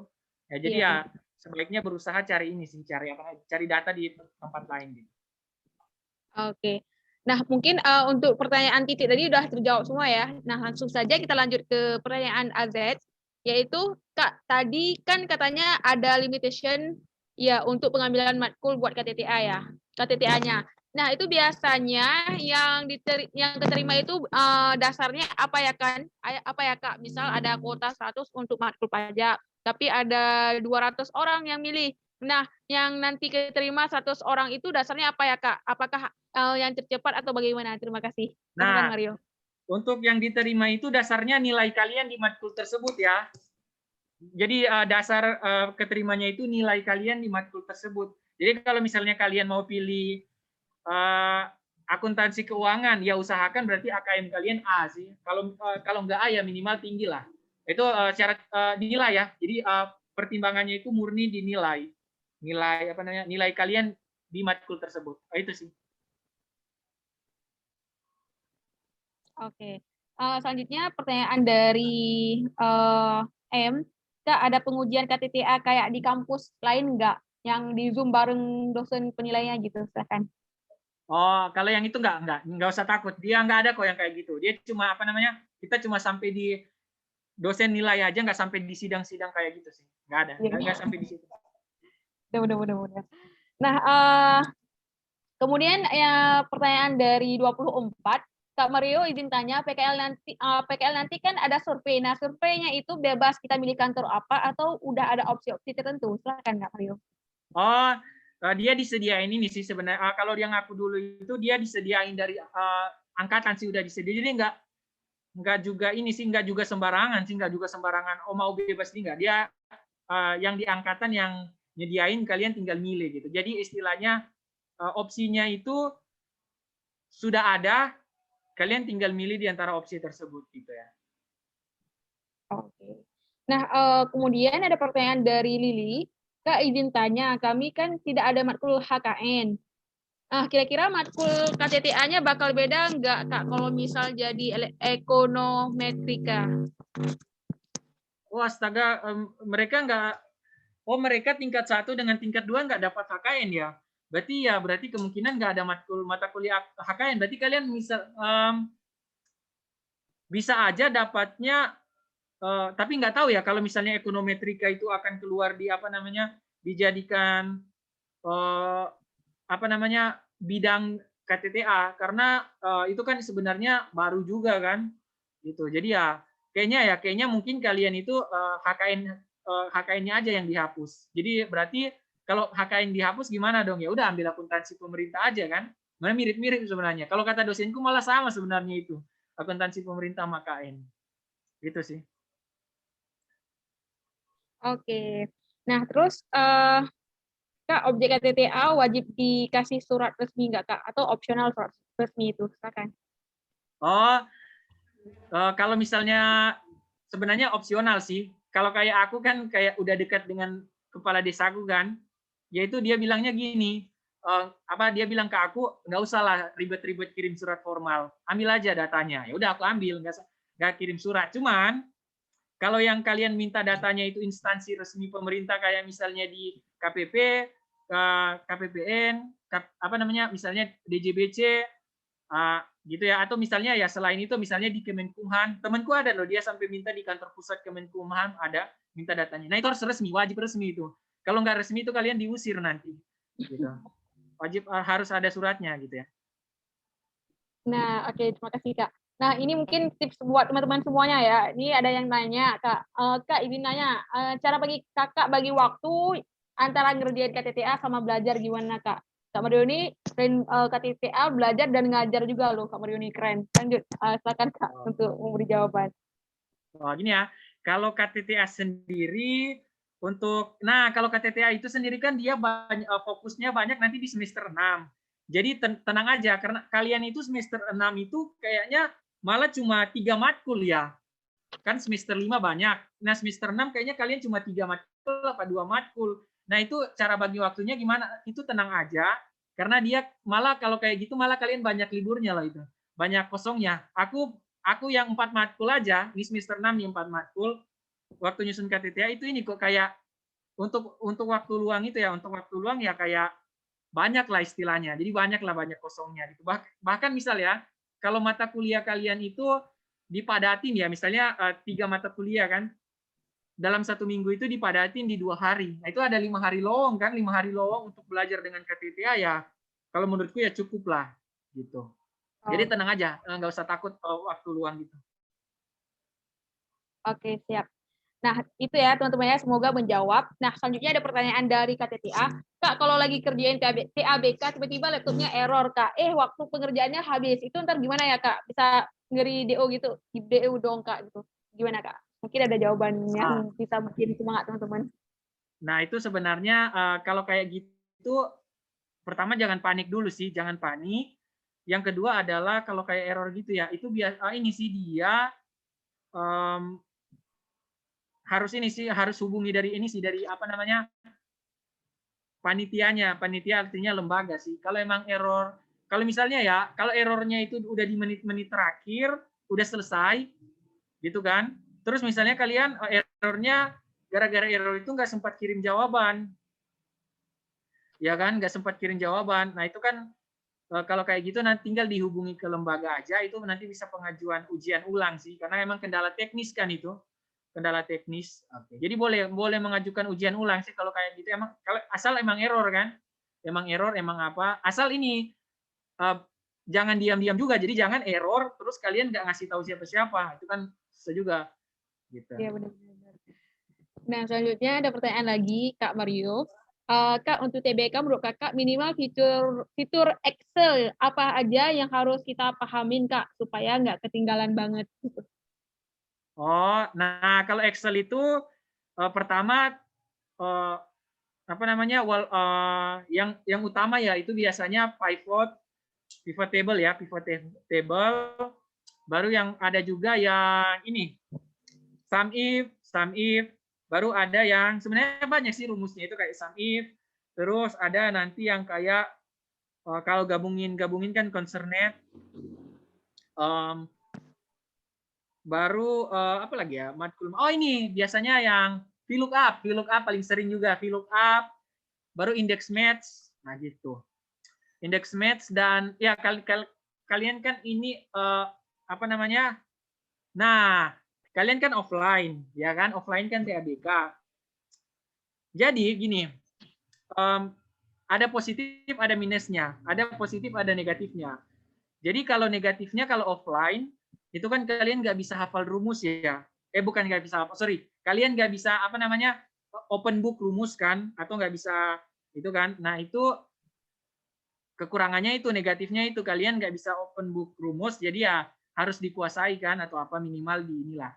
Cuman kelebihannya kalau jadi untuk teman-teman yang ini ujian offline, ini kan aku lihat ini yang ujian offline ini pada di stand manifest itu pada ini ya, pada takut gitu ya kan, takut karena nggak bisa open book atau apa. Cuman gini, kalau ujian offline itu positifnya ya itu soalnya lebih mudah gini, karena ini kalau aku bilang jujur kayak gitu. Jadi aku kasih tahu ya, itu IP ku itu paling tinggi itu selama di sini ya, itu waktu semester 3, waktu offline gitu. Waktu online ya agak turun dikit kan. Jadi kalau offline itu positifnya soalnya lebih mudah kok. Jadi ya nggak usah terlalu panik lah gitu. Jadi dan tetap ini sih fokus sama belajar. Itu. Oke, siap. Semoga membantu ya teman-teman jawabannya. Nah, selanjutnya ada pertanyaan dari Rita. Kak, TABK sendiri itu ya, Kak. Tips bisa ngelewatin matkul TABK dengan baik. Bagaimana, Kak? Silahkan, Kak. Jadi ini ada kalau ditanya TABK sendiri itu, ini kan aku kasih tahu ya. Jadi TABK itu proporsi aktivitasnya 50%. Jadi TABK proporsi aktivitas 50%. Makanya kalau ada tugas, pertama kerjain secara benar-benar baik-baik. Artinya jangan kerjain cuma asal-asal gitu. Jadi kerjain baik-baik dengan serius. Dan kedua, kumpulinya tepat waktu. Gitu. Dan kalau perlu sering nanya dosen. Jadi kalian bayangin kalau misalnya aktivitas 50%, jadi temanku TABK, tapi dia PJ sih, dia dapat aktivitas di TABK itu 95 loh. Jadi kalian bayangin aktivitas 95, terus proporsinya 50% dari nilai akhir, itu kan pengaruh banget kan. Gitu. Jadi TABK kalau dibilang sengeri itu nggak juga sih, karena aktivitasnya tinggi 50% gitu. Tapi kalau ujiannya emang ini sih ujiannya agak berat sih. Cuman apa namanya? Kalau kalian yang penting inilah, yang penting istilahnya kalau kata dosenku ya, yang penting nggak harus selesai, tapi yang penting kalau TABK itu kalian pahami alurnya, udah bisa pahami alurnya sih. Pahami alurnya ya itu kira-kira udah ini sih. Udah aman lah. Oke, siap. Gitu. Nah, kemudian ada pertanyaan lagi dari kotak-kotak, nggak tahu nih siapa namanya. Pertanyaannya adalah bedanya KTTA HKN sama akuntansi pemerintah apa ya, Kak? Kok kayaknya mirip gitu. Silakan, Kak Mario. Ya, nah itu sebenarnya benar sih, itu dia akuntansi pemerintah HKN itu kalau aku lihat malah sebenarnya sama aja sih, nggak ada bedanya sih. Mungkin ya kalau bedanya mungkin di gini sih, kalau dia bedanya kalau bedanya itu lebih ke ini sih, kalau dia akuntansi pemerintah itu banyak di jurnal-jurnal sih, jurnal-jurnal, atau walaupun nggak harus jurnal sih, tapi banyak berkaitan sama jurnal-jurnal gitu kan, sama pencatatan akuntansi.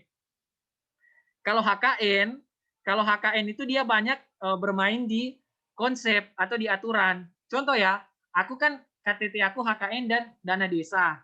APBD, aku HKN dan APBD. Itu sama sekali nggak ada pembahasan, nggak ada terkait jurnal-jurnal.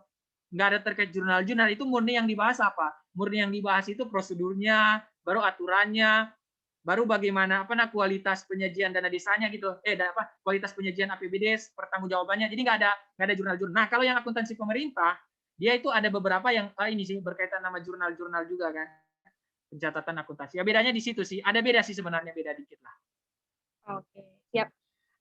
Terima kasih kepada Kak Mario. Nah, selanjutnya untuk pertanyaan terakhir sebelum kita menutup sesi kita pada malam hari ini, yaitu pertanyaan dari A, yaitu Kak, kalau buat KTTA itu ngambil topiknya, udah ada solusi dalam suatu masalah atau belum ada solusinya, Kak? Silakan Kak Mario. Jawab. Oh, kalau KTTA itu sebenarnya kalau ya kebetulan aku ini sih sempat didapat revisi dosen itu, dia bilangnya kalau ngambil topik KTTA itu, judul KTTA itu ambil yang ada permasalahan gitu. Jangan misalnya yang udah bagus terus kalian contoh ya. Contoh misalnya kalian mau ambil yang yang permasalahannya udah nggak ada permasalahan. Jadi gini, sebenarnya itu berkaitan sama di latar belakang nanti sih. Jadi kan di latar belakang itu nanti kalian tulis gini aja, kalau misalnya itu ya, kalian tulis karena permasalahan karena masih banyak ditemukan permasalahan, penulis memilih objek ini ya kan, atau memilih ini karena masih ditemukan banyak permasalahan ini. Jadi pertanyaannya apakah yang udah KTTA itu topiknya yang udah ada solusi apa belum ya? Yang belum sih, yang istilahnya yang banyak banyak permasalahannya, karena disarankan nanti kalian disuruh kasih solusi kan. Nah itu.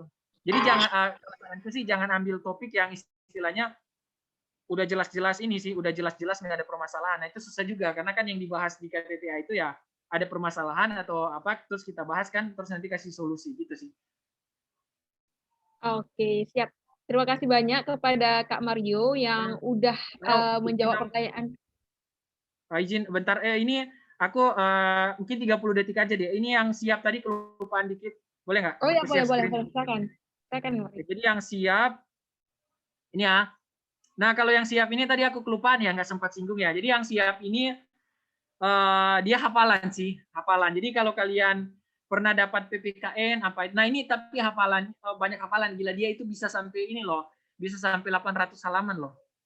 Kalau mungkin kalau ujiannya UTS yang sekitaran 400-an halaman sih. Nah, jadi dia banyak di hafalan, cuman nggak usah takut karena kalian dulu kan pernah dapat ini, pernah dapat istilahnya waktu offline itu pernah dapat matkul hafalan dan berhasil lewati kan. Nah itu jadi emang itu memang yang ditakutin kebanyakan mahasiswa kan kayak gitu ya. Mahasiswa sekarang kan takut offline gara-gara takut nanti nggak bisa open book. Padahal sebenarnya waktu dulu itu kita pernah ujian offline kan dan bisa lolos. Dulu kalau aku itu dan teman-temanku itu PPKN kan, yang panjang hafalannya, hukum juga panjang hafalannya kan, dapat hukum perdata, tapi bisa lolos kan gitu. Jadi ya hauper benar. Itu panjang hafalan tapi karena offline bisa dilewati. Jadi ya kalau saranku nggak usah panik, karena nggak usah panik. Selain nggak usah panik, tetap fokus. Jadi di samping nggak usah panik ya harus tetap fokus sih. Tetap semangat lah belajarnya, udah tingkat akhir juga kan. Gitu sih. Oke, benar-benar. Terima kasih sekali lagi kepada Kak Mario yang udah sharing-sharing nih sama teman-teman di tingkat 3 di room Zoom ini. Nah, sebelumnya Kak, sebelum kita mengakhiri sesi hari ini, jika berkenan Kak untuk menyampaikan closing statement-nya kepada teman-teman calon tingkat 3 di sini pada malam hari ini. Mungkin bisa kasih semangat nih buat teman-teman calon tingkat 3 di sini Kak. Silakan. Kayak gini ya. Mungkin closing statement. Jadi teman-teman buat tingkat 3 itu ini kan udah, kalau dibilangnya udah 2/3 jalan ya.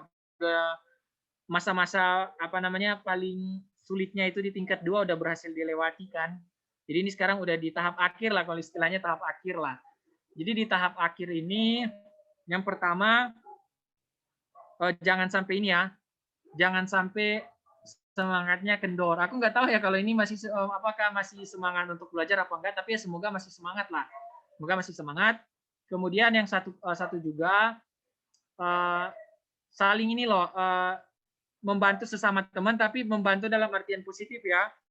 Membantu dalam artian positif itu kalau misalnya ada yang mau nanya-nanya, gitu kan sesama teman mau nanya atau apa ya. Tapi ini konteksnya nanyanya bukan di ujian ya, tapi nanya misalnya nanya materi selama kelas atau apa, ya itu saling dibantu lah. Atau ada teman yang bilang gini, bagi pertanyaan dong. Nah itu kalau misalnya kalian punya pertanyaan yang lebih ya bolehlah dibagi, ya kan? Mungkin untuk agar teman-teman yang lain bisa dapat aktivitas juga kan. Itu dan jadi intinya solidaritas dalam artian positif itu harus dijaga. Kemudian jangan ini ya, pokoknya aku bilang jangan ini, jangan apa namanya, jangan menyakiti hati dosen lah. Menyakiti hati dosen itu contohnya apa? Contohnya kalau dia nanya-nanya di kelas, kalian diamin. Nah, itu nggak boleh itu kayak gitu. Itu nanti kalau misalnya dia marah terus dia kasih aktivitas 70 sekelas kan susah. Ya kan? Kalau tapi kalau misalnya dosennya senang, ya dia kasih aktivitas tinggi sekelas kan kalian juga yang apa namanya? Untung ya. Kemudian ya apalagi ya closing statement ya itulah intinya, tetap apa semangat di tingkat akhir lah buat teman-teman, semoga sukses gitu.